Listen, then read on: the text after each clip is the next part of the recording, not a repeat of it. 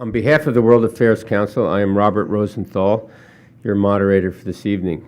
It is now my pleasure to introduce tonight's distinguished guest.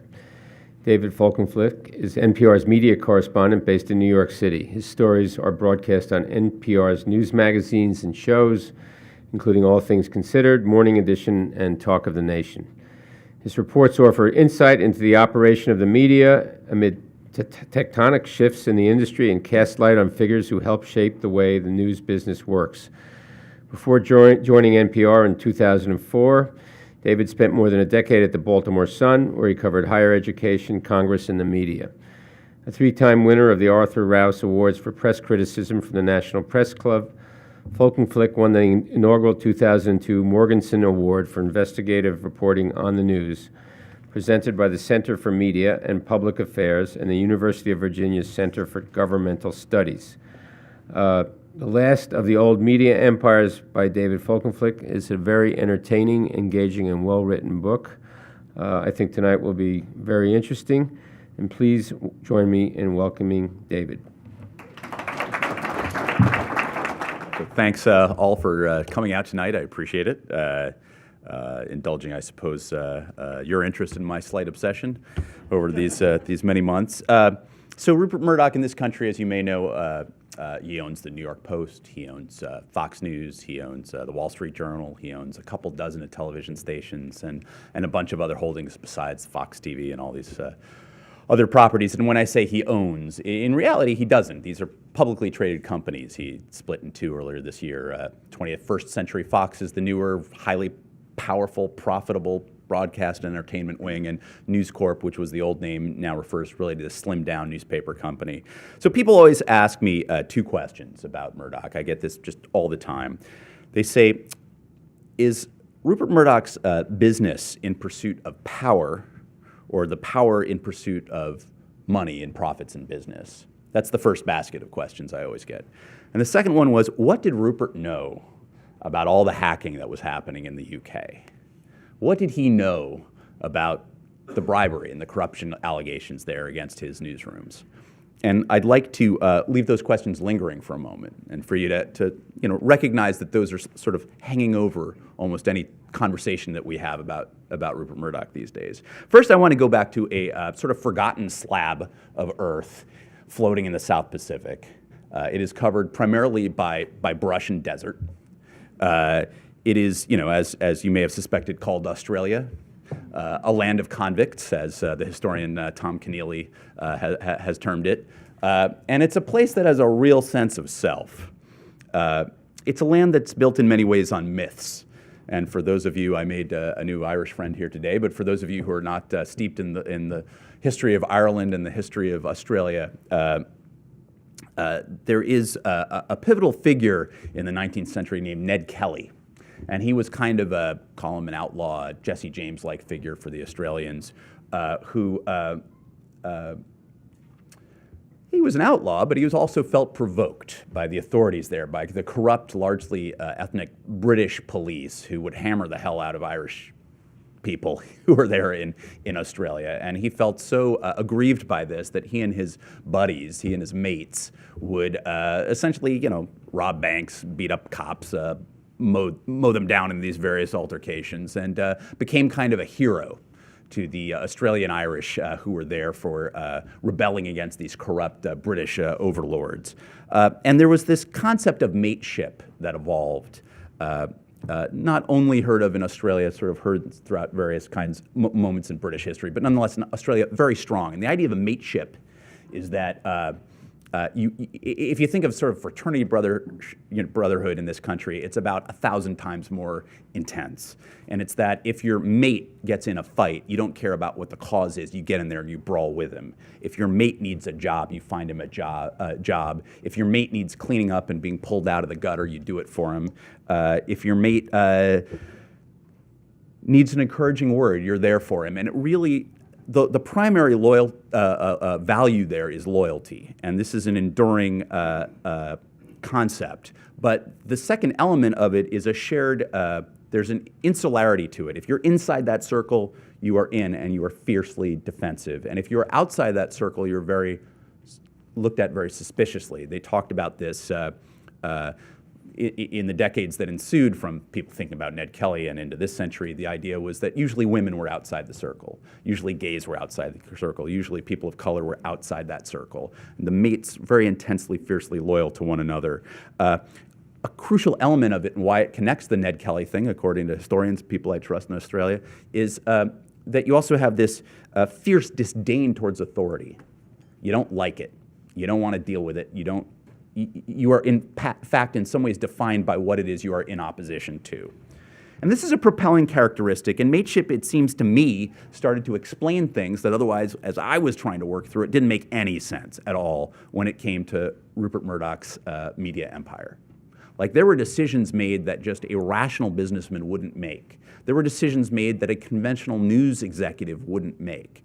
And it came back to this idea of mateship. So it's kind of a talisman I carried around in my back pocket as I started to think about things after spending several weeks down in Australia in early 2012.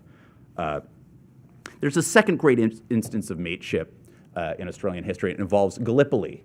And if you think of the movie Gallipoli back when we were allowed to enjoy Mel Gibson movies, this was actually a wonderfully made movie, and it was about this essentially doomed invasion in World War I. British commanders were sending wave after wave of what were called Anzac, meaning Australian and New Zealand troops, to fight against the enemies on the isthmus, and this was just not going to work. In fact, it was terrible. In real life, the part where Mel Gibson was not actually at war, Rupert Murdoch's father, Keith Murdoch, was told about this. He was sort of a war correspondent at the time for British press and traveling, was a noted political reporter. But he made his name by sending these dispatches, these anguished dispatches, talking about what the British commander had done, the perils that the Australians had faced, the sort of sneering disdain that he felt that the British commander had towards the Australians. And this missive was sent to the top political figures in Australia and then forwarded to the British Prime Minister. And this correspondence was leaked. And it got out there. And there was this wave of outrage among Australians, in this latter part of World War II for their experience about what had been done to them by the Brits, who still at the time oversaw the colony of Australia. And this anger was part of what helped over time to forge a national identity for Australians, this moment where they saw themselves apart from the British again.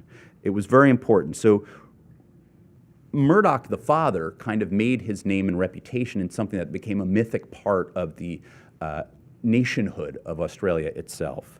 And it was not by accident that when that movie was made, it was made because Rupert Murdoch, whose full name was Keith Rupert Murdoch in honor of his father, formed a production company to ensure that that was made, not only because he thought it was a good project, not only because he wanted to reinforce this element of Australian identity, but also in tribute to his father, essentially.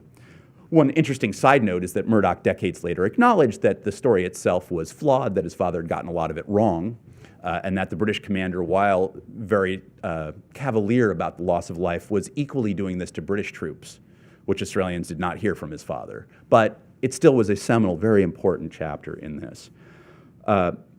Murdoch felt that his father never got his due. Murdoch was only in his early 20s when his father died. His father was a much older man. His father was, I think, something like 25 years older than his mother.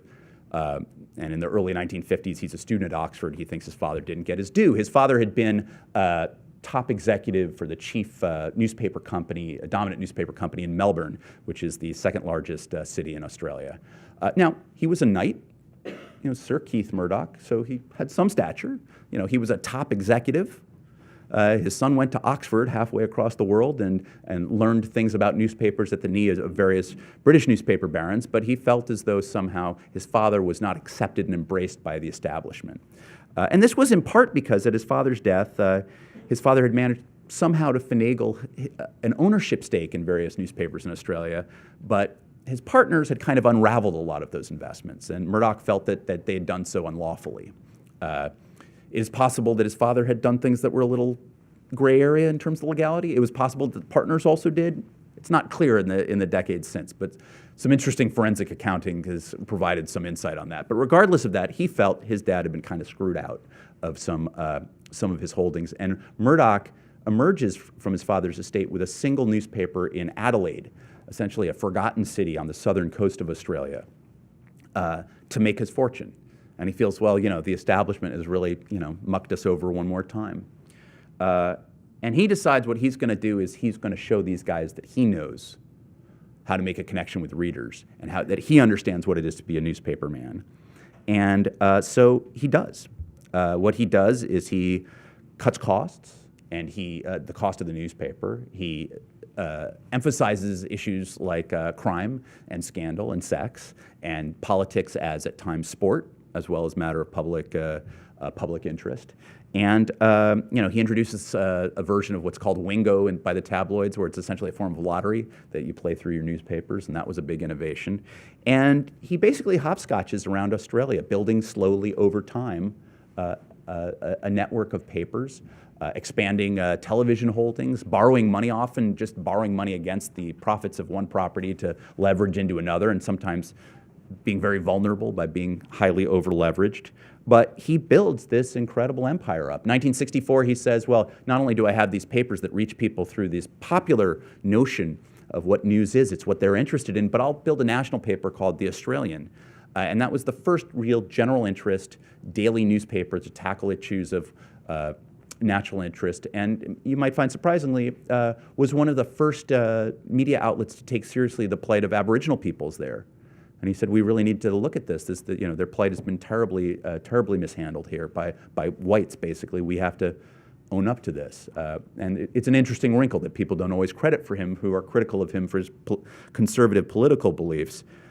He is driven to build this empire because he sees that media is changing and evolving, so he doesn't want to be just in newspapers, although as the son of a newspaper man, he really does love primarily newspapers.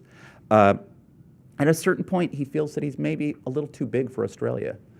So he finds two ailing newspapers over a couple-year period, late 60s, early 70s. One is called The News of the World, and one is called The Sun, and they're kind of doing very badly. And he takes The News of the World and turns it from an ailing paper into the most profitable Sunday paper in London. He takes The Sun, which is this kind of labor, left-of-center rag that's failing also, and he makes it the most popular daily newspaper in England, by far outselling any newspaper in the U.S. And he does it through a mix of a pugilistic, center-right sensibility. It might appeal to people that in this country we might call Reagan Democrats. A lot of them are people who take lunch to work and who are culturally conservative, but are not perfectly fixed in terms of who they're going to vote for.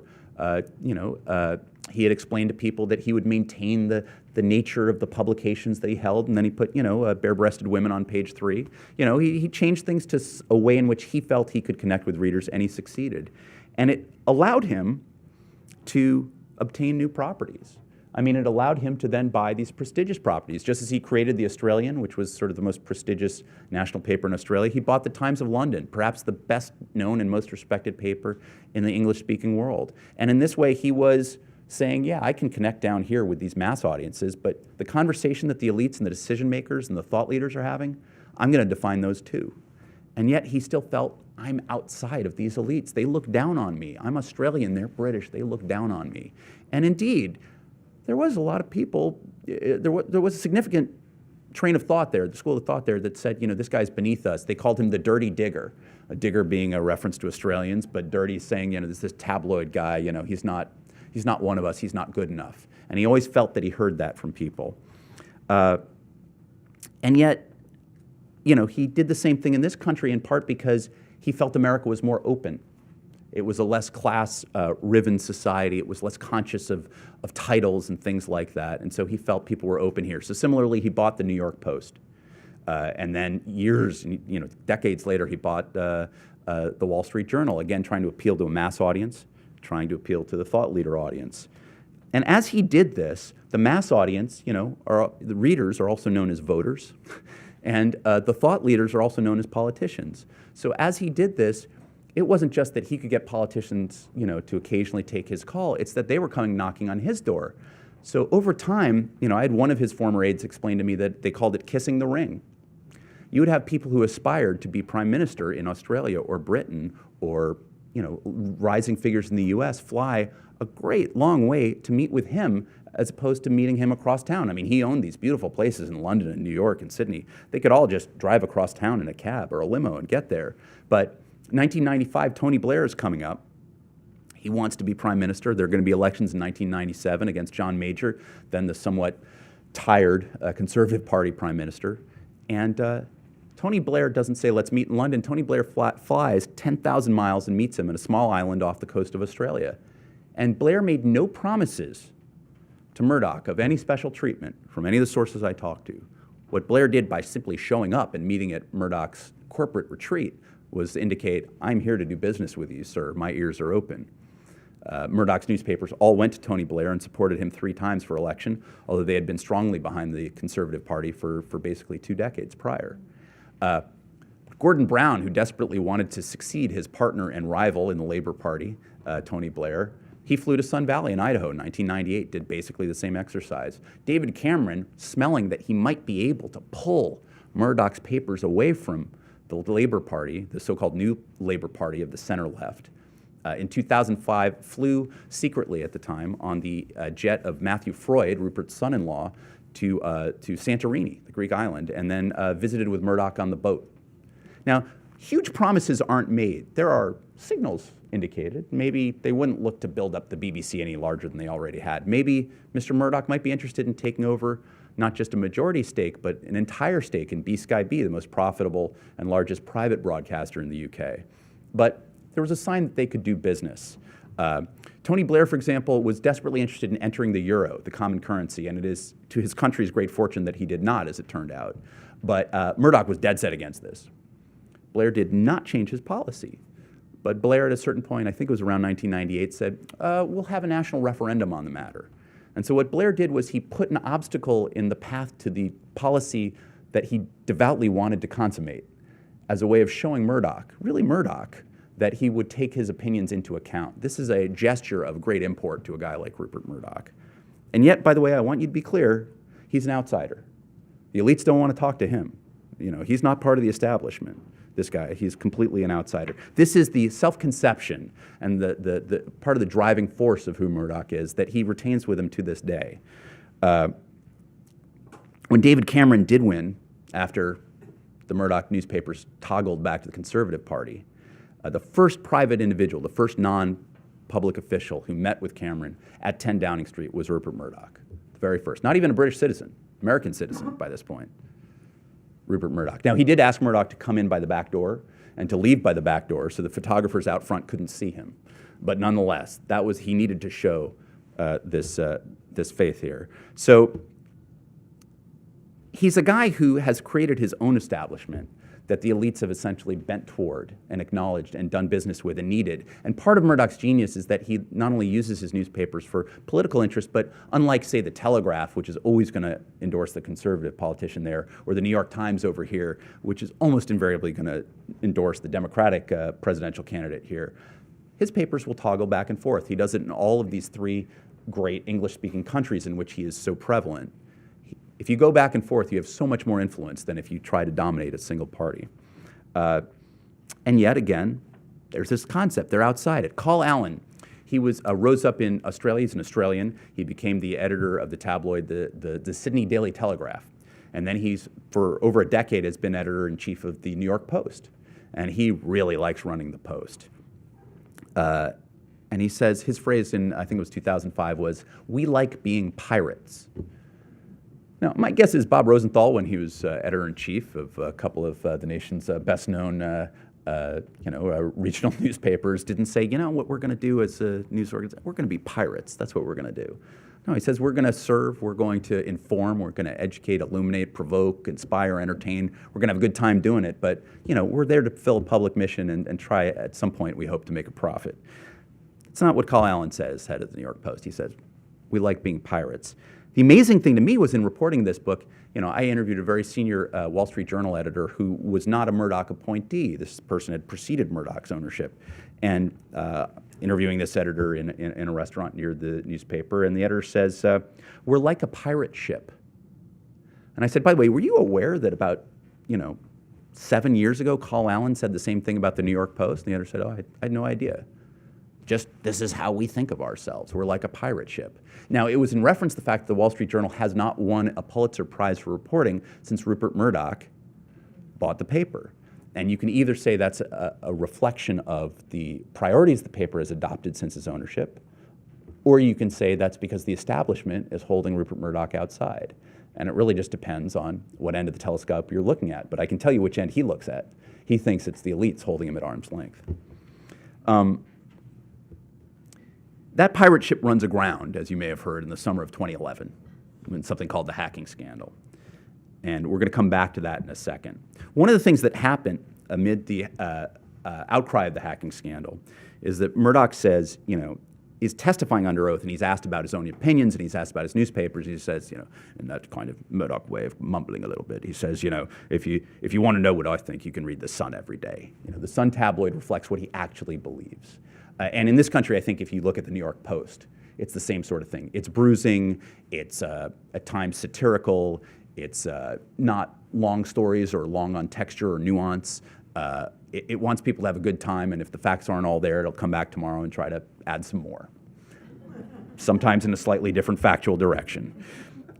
Fox News is just a fundamentally more conservative news organization than the New York Post. And there are reporters there and producers there who are straight-ahead reporters, do a nice job. But it is fundamentally tonally, in the story selection it picks, it says as a corrective, but it's often with a wink. It is picking stories to appeal to an audience that feels the rest of the news media only serves coastal elites and liberal coastal elites at that.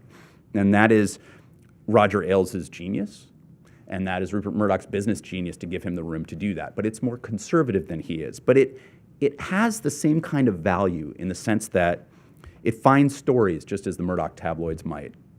It rides them. It elevates friends. It picks and targets enemies. And those enemies are not just competitors. If the New York Times doesn't like the way, let's say the Dallas Morning News covers an issue, they might say, well, we just come at it differently, or they're mistaken, or they aren't being fair in this way. Fox News is going to say these guys are a detriment to society and probably on the cusp of being traitors. It's just a different approach to how you talk about journalistic peers and rivals.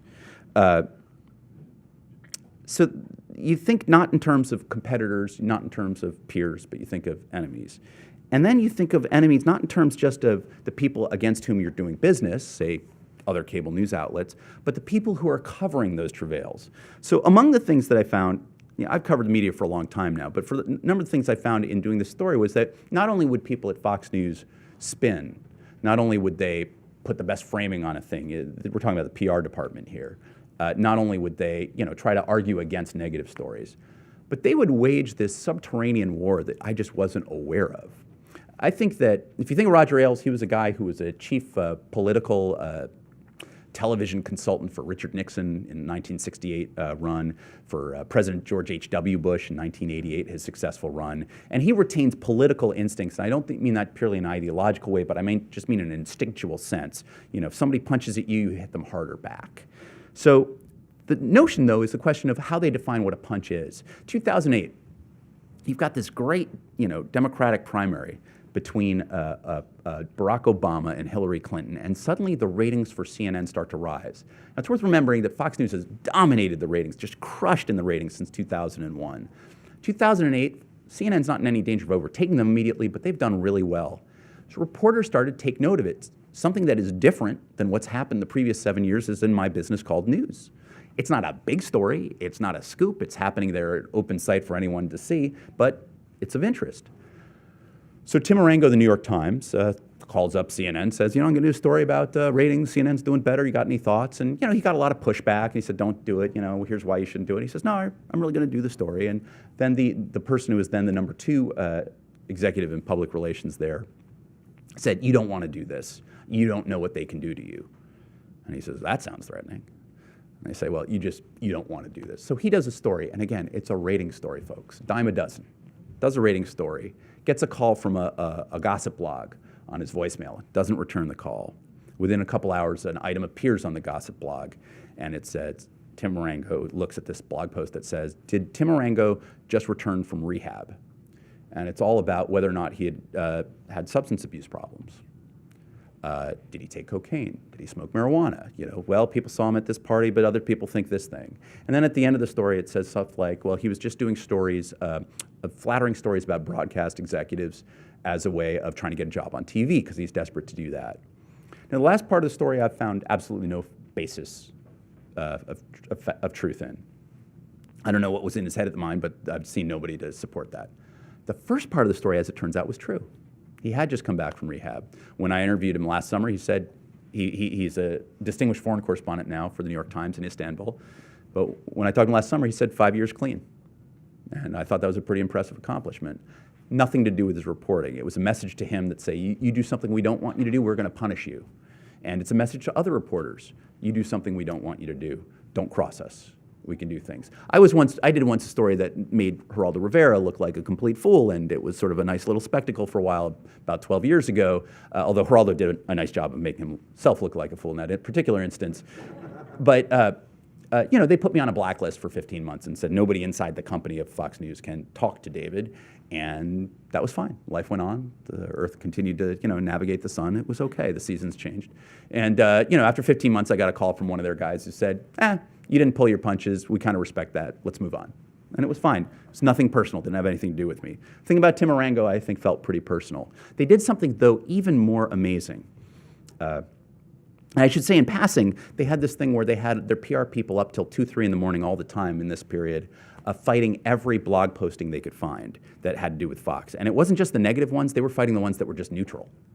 And they said it was insufficiently positive. And they weren't just doing that, they were doing it with pseudonyms. So one of the PR staffers had 20, another had 100 pseudonyms to use in the comments section. And they were using repurposed laptops that were purchased on personal credit card slips so that there was no tie to Fox News or News Corp. One woman who worked for Fox News had to buy a wireless thumb drive so that the internet protocol address wouldn't come back to Fox or News Corp. Another person had to use only AOL dial-up, even in the age of broadband, because his boss was convinced that they wouldn't be able to determine the AOL account. So there's all this subterfuge going on, and they were arguing not only with the blog postings, but ultimately they descended to the point where they were arguing with the comments, And so one woman once point got a call and said, "Why have you embarrassed me?" And her boss calls and says, she says, "How did I embarrass you?" And the boss said, "Well, comment 38 or 69 or whatever it was, you didn't respond to that one under one of your aliases." And she said, "Nobody's reading that blog. It's in the comments. It's way down. Nobody will ever see that." And she said, "Don't let it happen again." So they took this stuff pretty seriously. They did this thing to this one guy, though, who worked for Crane's Business New York, a guy named Matthew Flam. He covers, it's trade publication, he covers TV industry, and he was also writing a story about CNN in 2008. And it's the height, it seems to me, of the frenzy and madness that was gripping the PR department at this point, but they didn't deal with him at all. They didn't say no comment, they didn't return an email, they didn't do anything. Instead, he gets an email from a senior producer at the O'Reilly factory who says, "You're right, they are flipping out over this ratings thing, they're gonna change everything, they're gonna have Bill O'Reilly host and anchor our convention coverage." And for whatever critics may think about Fox News, they made a pretty firm deal about saying our anchors will anchor our coverage, not our opinion personalities. MSNBC had started to have Keith Olbermann and Chris Matthews and its other opinion hosts start to anchor those things. Fox didn't do that. It would have been a big shift. And he couldn't get a second source to approve it, but this person was, a senior producer at Fox. So he says, "What do I do? I just got this message." She used a private account. His bosses say, "Tell you what, split the difference. Don't put it in the print edition, just put it on the blog." So this is what we call a mistake in the business. So he put it on the blog, and soon enough, there were these postings online with quotes from senior Fox News executives saying, "Matthew Flam doesn't know anything he's talking about, and I don't know why you'd believe anything he ever wrote again." And so he calls the woman and says, "What the heck happened?" And her response was, "Who are you?" And he said, "Who am I? You told me that this thing, was going to happen with Bill O'Reilly." And she says, "I don't know what you're talking about." So he then emails her back at the account, and the email pings back to him. It doesn't exist. And Fox News had created an email account, fed him false information, and used it to try to destroy his credibility. Now that is an extreme form of identifying your enemies and trying to target them. So let's go back to the summer of 2011.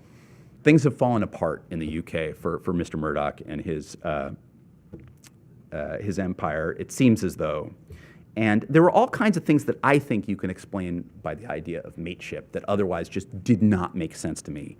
You know, there was a reckoning that had been put off for so many years. I mean, they've lost hundreds of millions of dollars. They closed the top-selling tabloid in the UK. And if they had done an accounting earlier in the process, years earlier, acknowledged what things had happened, cut it off, removed some of their top people, and made public restitution and public apologies, this would have been a black eye and would have gone away. But it was allowed to fester. You know, there was hacking, there was corruption. Right now, in the dock at the Old Bailey in London, essentially his surrogate daughter, Rebecca Brooks, who had been editor of the News of the World, then editor of the Sun, then the top official, the chief executive over newspapers in England for Murdoch. She's on trial for a conspiracy to hack into phones. She's on trial for conspiracy to corrupt public officials, to pay bribes, and she's on trial for a conspiracy to conceal evidence from prosecution. Also in the dock is Andrew Coulson, her colleague and friend, and the former also editor-in-chief of the News of the World, who, after the first real public hacking scandal in 2005, ended up in two guys going to jail in 2007 for hacking into the voicemail messages of Princes William and Harry for a 156-word-long article about how William sprained his knee while playing soccer with some school children at a public school. Two guys went to jail for that, and Andrew Coulson stepped down and said, I had no knowledge of this, but as the honorable thing, I should step down. This happened on my watch. He went on to become the chief PR executive for Prime Minister David Cameron. It was another way in which Cameron wanted to signal that he took the Murdoch empire seriously and would have them inside his inner council rather than outside it. He's on trial now for conspiracy to commit hacking and conspiracy to commit corruption as well. If you think of those tabloid editors, back in the day before email, they had two phones on their desks, and one was for everyone, and one was for Rupert Murdoch. And Murdoch would basically, whatever time of day it was, wherever he was, he would call. The sun never set on the Murdoch empire, so he would call the tabloid editors in whatever time zone it was earliest in the day at that time. And this was where he had the connection. He says, you know, if you want to know what I think, you look at the Sun. These tabloids were really what he connected with. So he defended people like Rebecca Brooks in particular, almost to the death and almost to his own financial misfortune. He was swarmed by reporters at one point. He comes out of his townhouse, and the two of them are walking to a conference with lawyers across the street. They're swarmed, and they say, what's your priority, sir? And it's at the height of the hacking scandal, after the revelation that among the hacking victims, not just politicians who are all assumed to be corrupt and philanderers anyway, not just, you know, the celebrity soccer players or the movie stars, all of which are seen as fair game for the tabloids, but you know, this 13-year-old dead girl who had been abducted and whose remains were only found 6 months later. That was the height of this scandal. And he's asked what his priority is as his arm is around Rebecca Brooks, and he turns and he says, this one. And so his priority at that point is not keeping faith with his public or keeping faith with fairness or keeping faith with the law. It was to protect her. And he later said, look, you know, she's been very important to me. He's told others, like a daughter to him. In fact, she wrote the toast that he gave at his actual daughter's 40th birthday. And that is the sense of the closeness he has to her. But he legally instructed his lawyers that their top legal priority was to defend her. Now, his general counsel of his company had said to him at a certain point earlier in 2011, as the clouds were gathering, he said, boss, we can't do this. We have to take this back to New York. We have to conduct a full investigation. We can't just protect your son, who's the chairman of what's happening in the UK. We can't just protect your surrogate daughter, Rebecca. We have shareholders. We have obligations under federal law. It is a crime to bribe foreign officials. This hacking thing could be a big issue. We could have a ton of liability. He said, you're going to keep Rebecca out of trouble. That was his loyalty to his mate, you know, his pal. That was the legal defense. So when all this happens after the dead girl, the politicians who would all run toward him, often on bended knee, were running away from him, and there was no protection.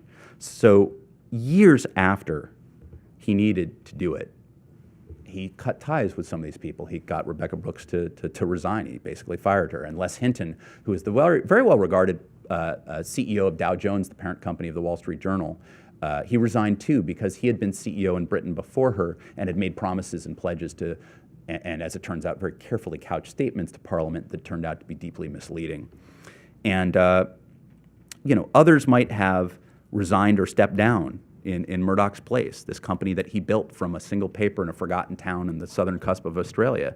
And he at that point said, maybe I'm not the best person to lead this forward. And he said, I didn't know anything about this, and I'm precisely the right person to clean this up.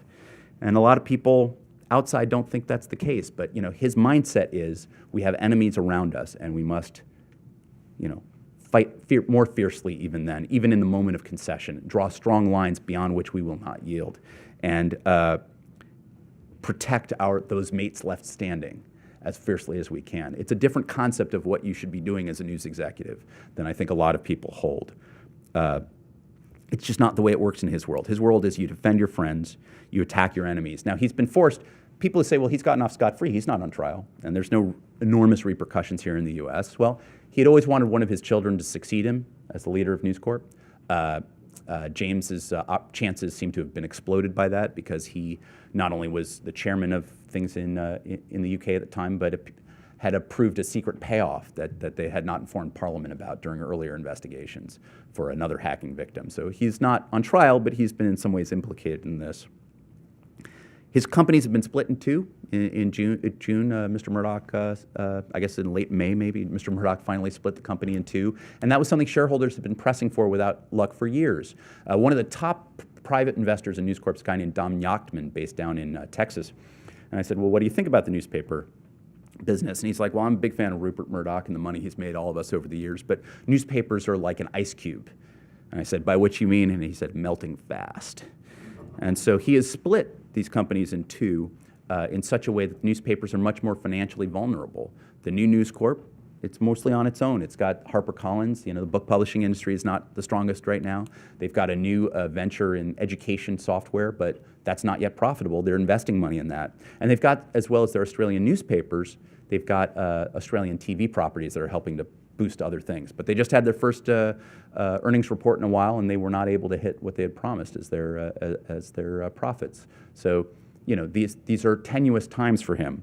But, he announced that this was an opportunity to start his life anew. Not something most chief executives say or chairmen say. They don't make a publicly traded company's fortunes about them personally, but he did at the age of 82. He said, this is my chance to start my life anew, to write a new chapter. And at the time, we didn't know how much significance he was putting on that, as he, a few weeks later, dropped divorce papers on his third wife, Wendy Deng. So he goes out there and he's announcing that he's starting life anew in that way as well. He puts his yacht that he had with Wendy on the market, and he announces that he's going to buy a vineyard in Bel Air, in Los Angeles, for almost the exact same amount of money that he's selling the yacht for. So he's creating a new life that way. He's alienated his kids among during the scandal. The other adult children are very angry at James for his role. They're very angry at Rupert for letting this happen, for standing by this one, his mate, Rebecca Brooks, his surrogate daughter. He appoints Robert Thompson, the former editor-in-chief of the Wall Street Journal, as the new CEO. Never been a business executive, although obviously as the leader of the Journal, he's had to make decisions that involve business. But he says this guy, a guy who shares his birthday, who also has a Chinese-born wife, whose two young sons would vacation with his two young daughters, and the two families would go on vacation together.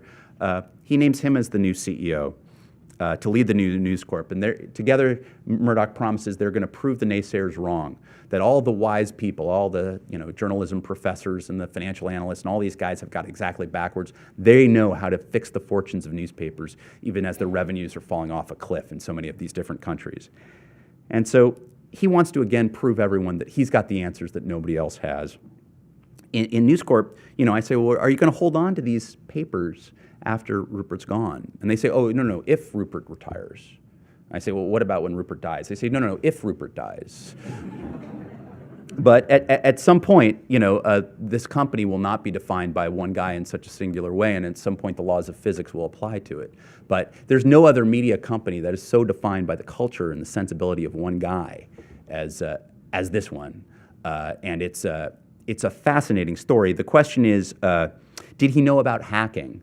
There's no evidence that he did. There's no evidence that he did. But he'd call every morning on that one phone on every tabloid editor's desk, and he'd say, what do you have for me? And there is, although he employs a fleet of gossip reporters, there is really no bigger gossip than Rupert Murdoch in the News Corp empire. He loves it. He wants to know what's happening. And so did he create the culture? Well, the UK is a national newspaper market of which he controlled 40%. He both was a player in the market, a responder to market forces in the internet, and the dominant character in defining what the flavor of those tabloids would be. Did he know about the corruption? Well, this is a little dicier. There are recordings of him talking to journalists at The Sun, some of whom have come under fire and come under prosecution for allegations of bribing police officials. And he seemed to indicate that, it had happened for so long it wasn't a big deal. There's no evidence, though, that he really committed any crimes. What there's clearly, I think, the thrust of what I found is that he created the culture under which this flourished. And he created the ties with political leaders and the ties actually with not only the cops on the beat who have, according to prosecutors, taken money, but the top officials of Scotland Yard who had to resign after this hacking scandal really erupted because they too had taken meals and wines and favors. And in the case of the Commissioner of Scotland Yard, a £13,000 spa treatment for free at the behest of a friend of Rebecca Brooks, that they had co-opted the police as well. So there was no check on what those guys could do. Is he about money or is he about power? I think he's about newspapers because he loves them. He's about newspapers because they give him power and influence. That power and influence then translates with him getting favorable review when he needs favors for his broadcasting properties that then get him the huge profits that then come right back around the other side of the circle and subsidize the newspapers again. So is he about money or is he about power? Yes, he is about both. And he's about the most interesting guy I've covered in a long time. So with that, I thank you very much, guys. Appreciate your coming out tonight and look forward to your questions. So have you heard from Rupert? Let me down here. I have not yet. I have heard from a number of executives in various News Corp properties. A number of them have said, I was not aware of that, and pointing to this episode or that episode that they found particularly surprising. But Mr. Murdoch has not so far registered his thoughts on this. So the feedback you've gotten as a journalist who covers the media, do you think this will, you have any indication this will have blowback on your coverage of Fox and all the other assets in the empire? Well, I actually am really looking forward to people asking that question of Fox, particularly from reporters whose inquiries they're responding to these days. I don't think they're going to go out of their way to make my job any easier. I have heard from some executives who said, we don't want to do anything that will play into the narrative that suggests that we're in any way a punitive company. And so, they're trying to walk a fine line and stay out of the limelight at the moment.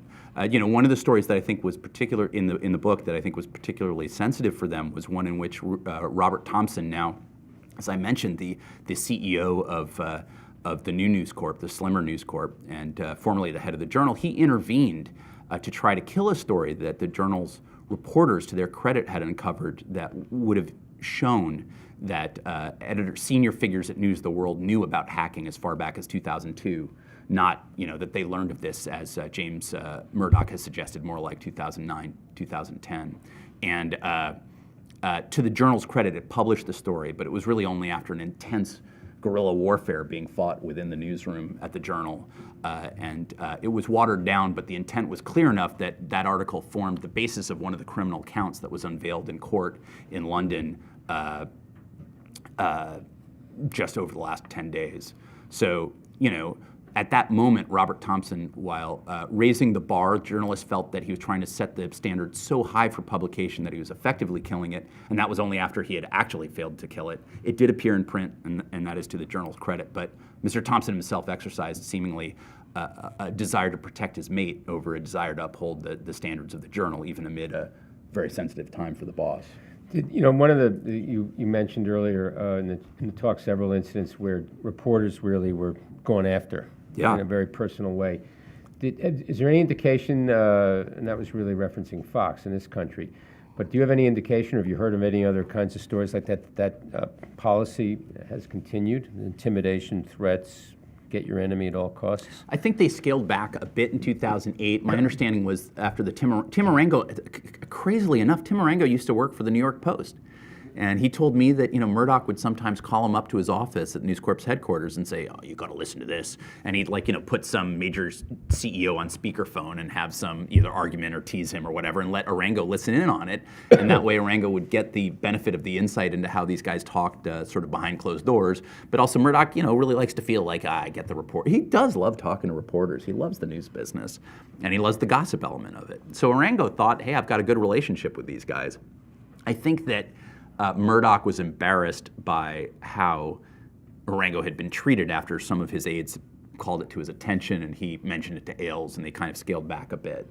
I think the things that I've picked up on are more the, they will tend to trash reporters directly and find ways to question their motivation. They will, they will put people on blacklists. They denied it, but I had, I think, 5 different Fox PR people over the years confirm it for me, the way it worked. And you just don't see other news organizations work like that. They might not give them the first interviews, they might not go out of their way to make their job easy, but it's very different to do that and to say that it is illegitimate to make inquiries. I mean, after all, this is not just a corporate PR shop, but it's attached to what calls itself a news organization. Theoretically, reporters asking questions is the warp and woof of what their own company does.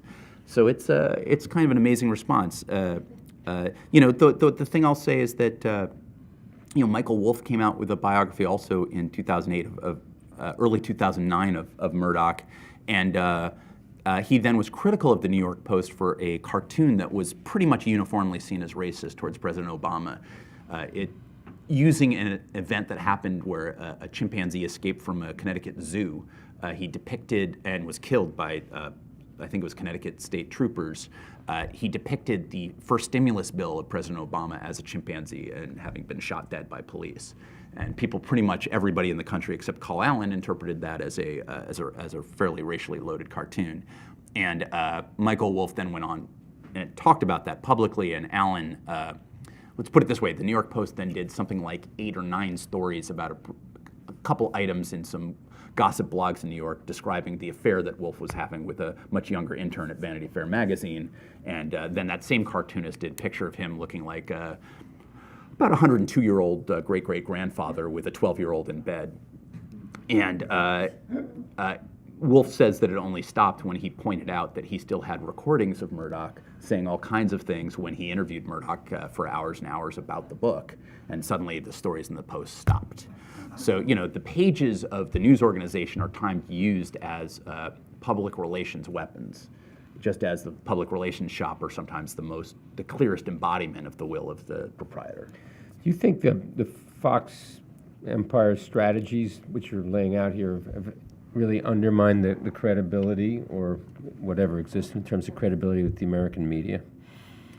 Is there a ripple effect, or is there a response that you sense in your reporting? I think if you talk and have a beer with people who do what I do for various news organizations, they would say there's such a headache that there are times where you just don't want to deal with it. And, so they might shy away from certain stories. If they've got a great story about Fox, they'll do it with a great story. But maybe there's the mid-level story that, it's a judgment call. And it might raise some headaches for Fox, but ultimately it's not horrific. It's just not worth the yelling. It's not worth the emails and the recrimination. Which, by the way, happens on normal stories. Fox used to, it was mostly an act, but they used to get angry if you would say, well, I'm talking to CNN and MSNBC too, and they're like, we're not even in the same business. I don't know why you're talking to them. And I'd say, well, you are all cable news channels. And they'd say, no.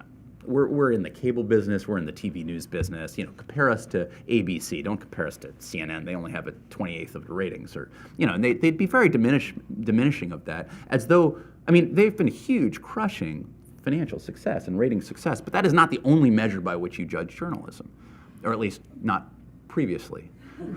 So they define their terms. I think that there's a bit of that. They've certainly privately malign reporters they don't like. I don't think the public has felt the same way about it that the trade reporters feel. They don't pick up on it, they don't know about it, they don't care. I think part of some of the reaction to the book is that some of this is put on the printed page, and when you really look at it, you say, that is nuts. But how much have they contributed to sort of the sense in this country of this siloing of information, people going to where they want to get information they're comfortable with rather than information they don't know about, as well as really, getting back to this sort of personality-driven opinion media world we live in, where the public, the Congress has a lower estimation in terms of public's esteem than journalists, but is this all part of the soup we're in right now?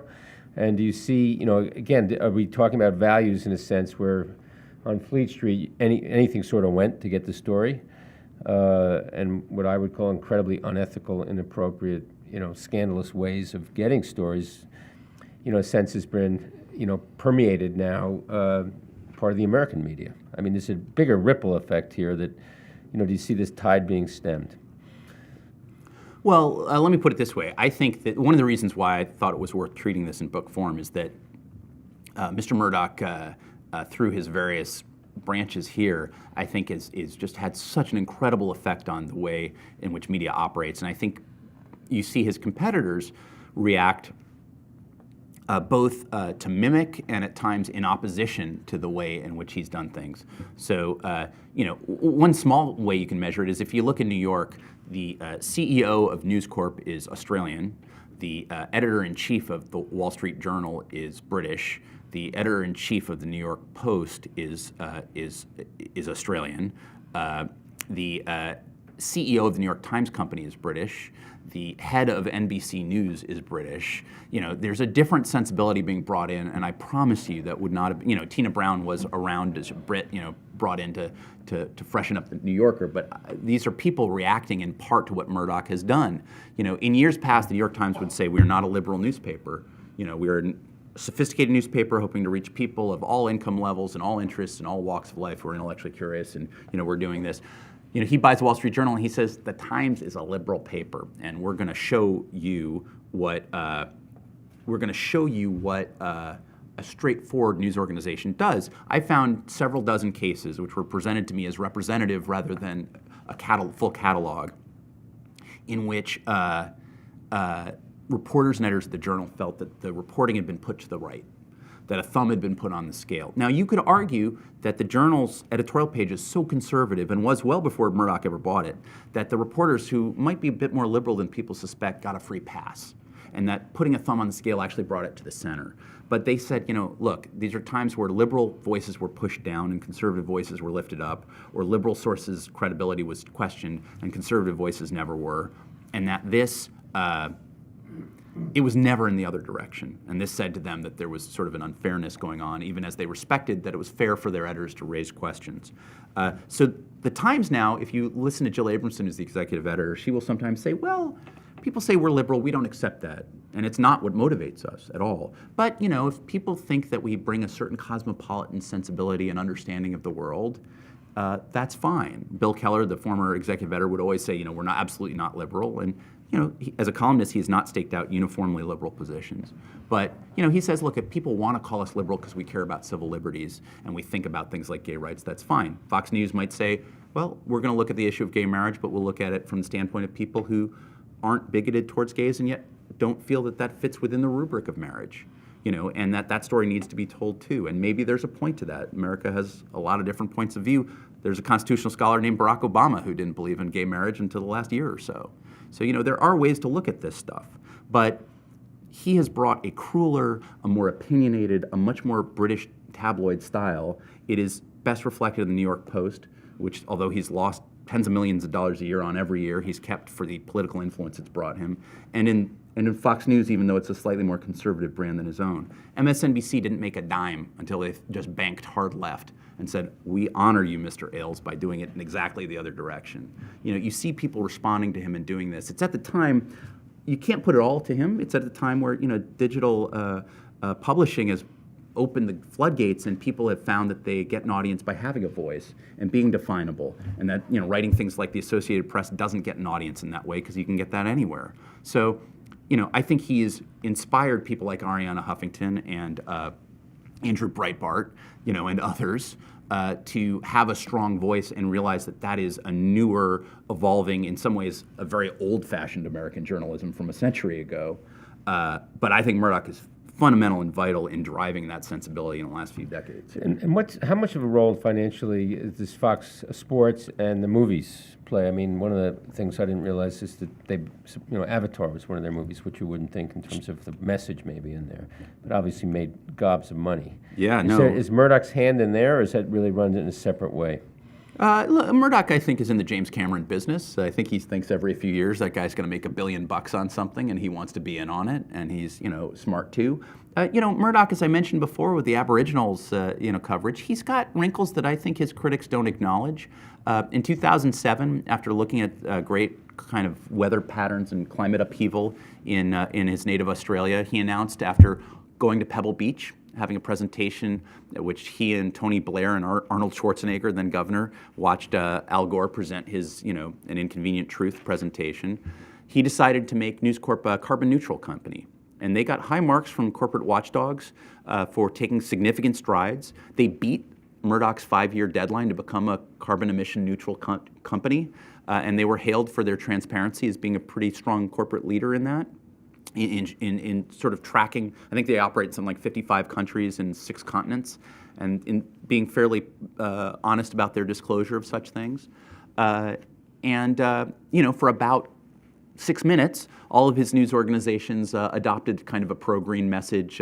One of the models on page 3 in The Sun was clad in only green paint instead of just being, without any clothing whatsoever. It was just all these sort of green messages were incorporated, and Avatar kind of played along with that. But if you follow his Twitter feed, which is like a direct drip of what he actually thinks, he's against government intervention. All of his newspapers in Australia have taken a very skeptical tone towards the existence of climate change, which is not really what Murdoch thinks, but he believes in it. He just thinks that the government should get involved in it. So, he's fine with Avatar. Avatar is sort of a public message that makes him feel good about environmentalism, and I think that is sincere. But it doesn't translate into where he, gives money as a political donor or where he puts his editorial support in the Post.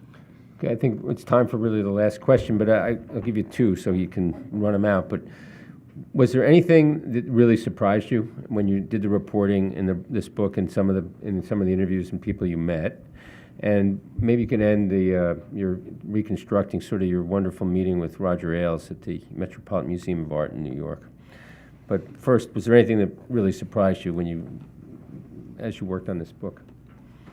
Well, the thing that surprised me most in some ways was that he contained multitudes, that there were different dimensions to him, that he had made, as a college student, he had a bust of Lenin in his chambers at Oxford, not what you would expect Roger Ailes' boss to have. He became more conservative over time, plenty of people do, but that was an interesting fact that hadn't occurred to me.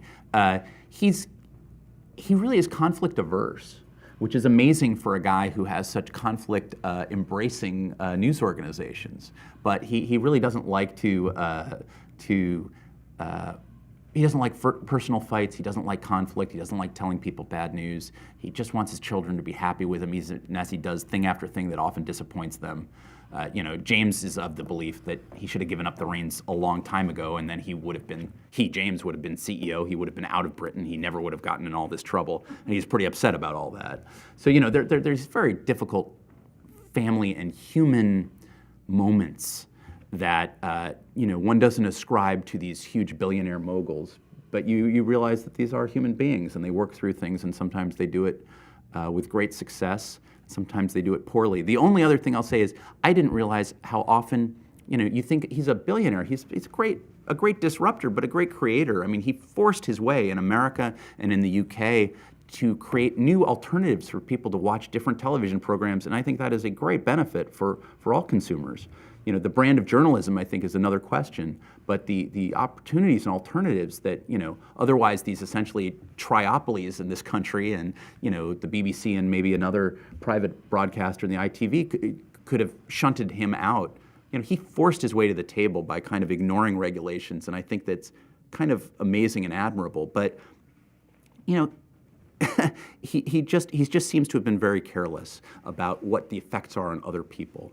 And one of the most amazing things about the Millie Dowler story is that he was forced to sit in a room with the parents and sister of this dead girl whose cell phone records and privacy had essentially been hacked repeatedly by his reporters, and acknowledge the effects of what had happened. And that human element really kind of impressed me and got to me a bit.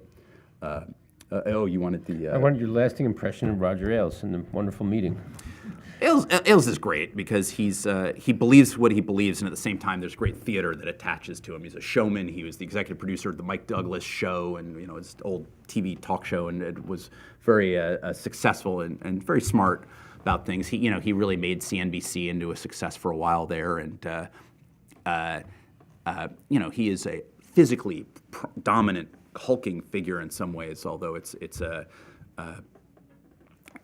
not like Schwarzenegger's a hulking figure, but he's just a very strong presence. And I've met him only 2 or 3 times. I met him in Baltimore, where he was just glowing and delighted because he had managed to get the Congressional Black Caucus, which I think at that time had no Republican members, to sponsor a presidential debate with him, with Fox News in Baltimore. Its chairman, Elijah Cummings, was a Baltimore congressman, and so he thought this was devilishly wonderful. And we talked about, sort of the press and bias and whatever, and he was very charming, gave a great interview. Some years later, I met him at what was a great night for him, the launch of the Fox Business Network, and they had an extraordinary gala event. You passed this what seemed like a sea of votive candles that were cascading down the stairs in the main hallway of the Museum of Art. If you've ever been, it's extraordinary. You go through all these Assyrian artworks and things to go to the Sackler wing, where they have the Temple of Dender, which was brought to the U.S. by, from Egypt. And he's there, and I introduce myself to Rupert Murdoch and try to convince Mr. Murdoch to come on Morning Edition and talk with one of our main anchors. And he explains to me he didn't think that we'd find him very interesting, and I assured him we would, but he declined nonetheless. And then I ran into Roger Ailes, and I don't assume people know who people are. I don't appear on TV, I appear on radio, so it's not like he's going to recognize my face. I said, Mr. Ailes, nice to meet you. See you again. I'm Dave Folkenflik with NPR. And he says, oh, I know who you are. He says, you're the guy who tried to, it's a word that begins with F, us. And I said, I don't think so. He says, you absolutely did. And I said, well, and this was a reference to the Geraldo Rivera story that I had mentioned earlier. Mr. Rivera was, as I was able to show, about 300 miles from the site of dead soldiers where he claimed to be praying at the point of his story. So Ailes said, you tried to F us. And I said, I was just reporting the facts. And he says, oh, people like you always say things like that. And I just am looking at him, and I'm thinking, people like what? I'm a reporter. Don't you employ people like me? What is this? And he was just completely contemptuous, and then a photographer popped up and took our picture and whatever. But here was a guy who I did a story who some years earlier was put in a category of an enemy, not just a person who could report on them. It's not personal. They sent me when after I got married, his PR shop sent me a beautiful multi-$100 bottle of champagne, and it was pointed out to me that the vintage on the champagne bottle was the same year as the year that I won an award for the Rivera story. So it was a kind of a hat tip. It was saying it's all a game. It was it was saying it's not personal, and I get it and I appreciate it. But these are the both sides of the Fox thing. They will target you, but it's not actually personal. Well, you've made this a very personal and wonderful evening, so thank you very much. That concludes our program for tonight. On behalf of the World Affairs Council, I ask you to join me in thanking David Folkenflik for his excellent discussion. I'd like to remind you that David's book, Murdoch's World, The Last of the Old Media Empires, is on sale and available from Courtesy Books, Inc., and he will be available to sign copies here on stage. Many thanks as well to you, the audience, for your terrific questions, and good night.